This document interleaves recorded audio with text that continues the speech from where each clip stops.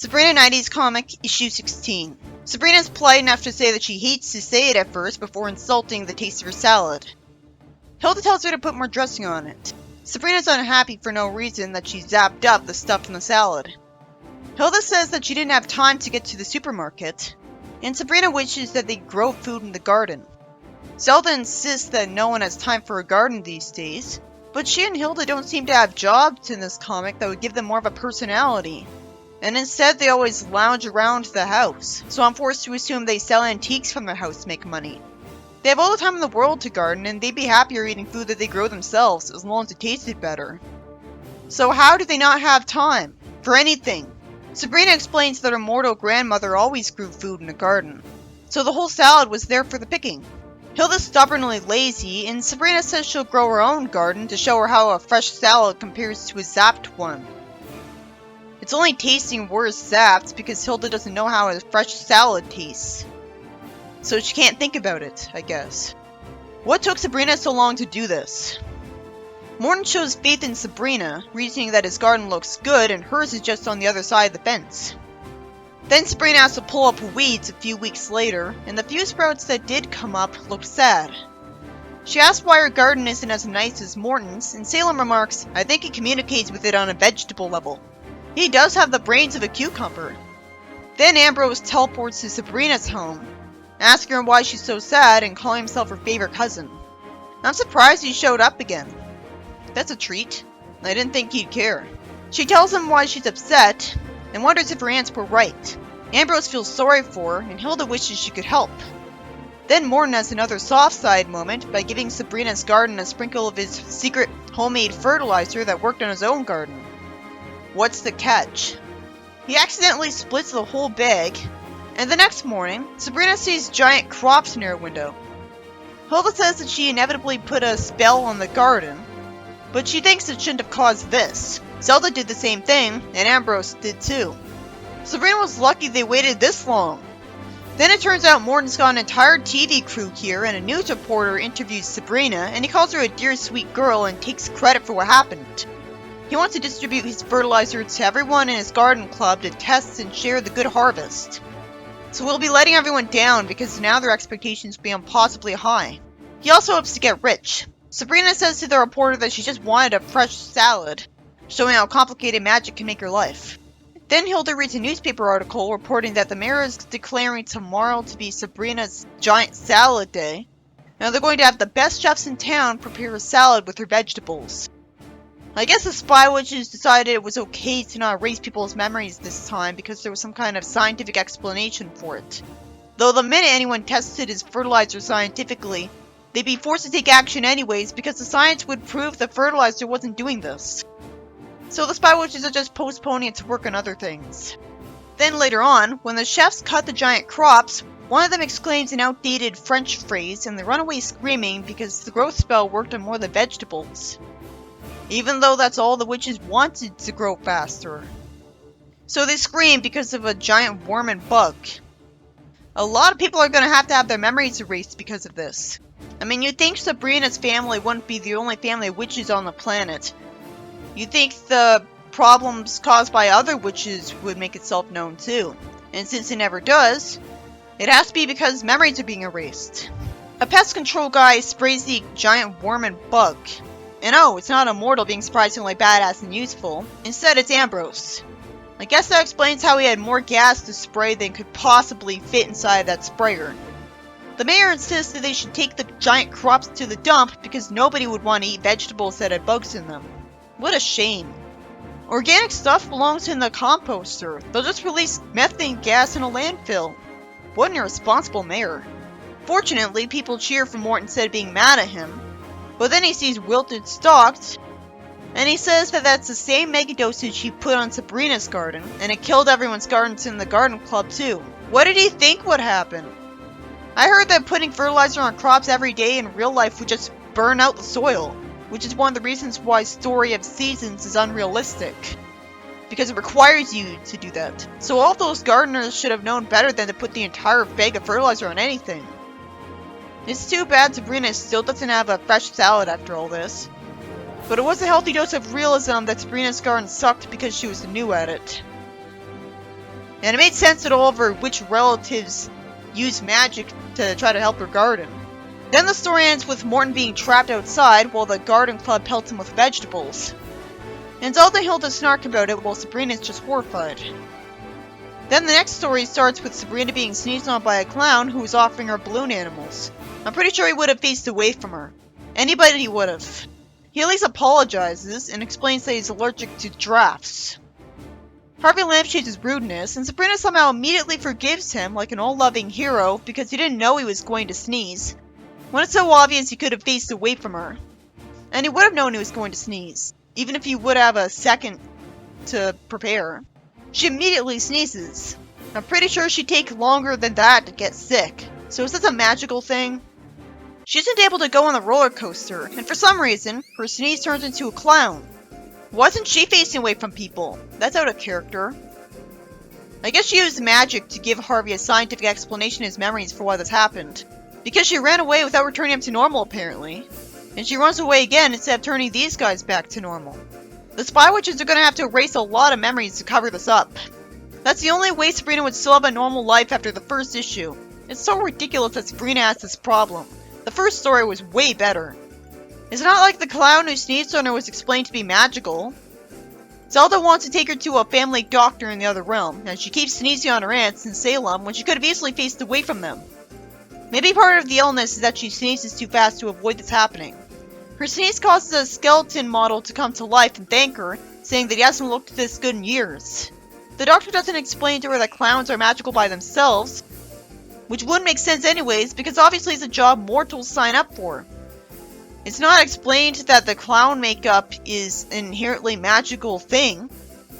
This story would only make sense if it turned out to all just be a dream. The doctor says that he has to make a clown of Sabrina for the next few days, which will somehow cure her. This comic really does stretch to try to make there be consequences to her being a witch. The story ends with Sabrina entertaining kids at the hospital and saying that she can't think of anything more fun than being a clown. I'm glad that's over, because that didn't even try to make sense. If it's her subconscious doing that, and the magic infuses itself with the cold virus, why doesn't it apply to any other person with any other occupation? I guess it's because clowns look so different. But obviously no witch would want to turn people they have no problem with into clowns, so magic has no reason to interpret her as wanting that. The next story immediately shows itself to be much better written than that issue of the Sonic X comic where Sonic gladly volunteered to enter himself in a pet show for Chris. First off, the magical talking animal finds it dehumanizing, saying, "How humiliating! How could you do this without consulting me first?" That's way more realistic than Sonic being fine with it, and Salem is a lot like Sonic. His human form proved that he's reckless, confident, and a fun-loving daredevil who's socially outgoing. And he's also willing to do a few really good deeds. So Sonic should have been just as embarrassed. Second, the story starts out with him already entered in the pet show. That is much better use of comic space. We didn't need to see a story leading up to Sabrina entering him in the cat show that would justify her decision. If this was written in the Sonic X comic, the story would fill up the whole issue, and we'd see Amy taunt Sabrina to entering Salem, and then we see a villain scene where Amy hopes she'll win before the cat show even started. In this story, all we needed for setup was 2 panels. The second panel had Sabrina explain that Amy kept bragging that her cat's going to win. That's all you need. There's great pacing here. We didn't need to see a mean girl be tedious for like 3 entire scenes first. Salem refuses to do her the favor, and Hilda walks in holding the groceries, probably buying them because the government would get suspicious if she never bought any food. Yeah, why didn't she just zap them up? I guess she zaps them up in the bag. Hilda says it's terrible that Sabrina entered Salem, but then she says that Salem's gonna get creamed by the competition because he doesn't know enough about being a cat, even after centuries. Well, he does have a hard time not talking in front of mortals. He couldn't go a whole vet's visit without it.